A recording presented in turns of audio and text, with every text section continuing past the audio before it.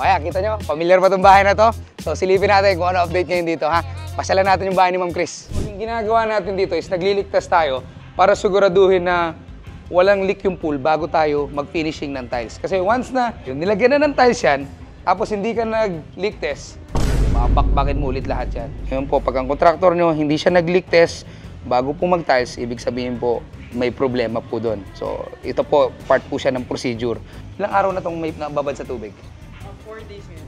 4 na araw na. So, hindi bumaba, hindi nagbawas. So, hindi totoo yung mag-evaporate. Steady lang yung tubig yan. Yung evaporation, napaka-minimal lang. No? Sobrang minimal. Hindi mo mararamdaman. Ito, ang design nito, infinity to. So, tatapon yung tubig niya ron, and then hihigupin ng motor sa baba, and then babalik siya ulit dito.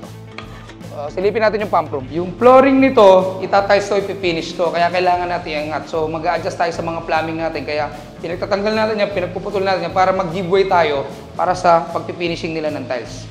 And ang good thing doon, dahil nakapatente tayo, naka-adapter tayo, madali silang kalasin at madaling mag-adjust. Hindi katulad kung nakapix yung mga yan, ang hirap nang i-adjust yan. So, normal namin ginagawa to, nagli-leak test talaga before maglagay ng tiles. We have to make sure na walang leak to, walang problema before tayo mag-finishing. Update na lang natin si Ma'am Chris regarding dito. So ito ulit ang tito nyo na hindi kapatid na nanay nyo.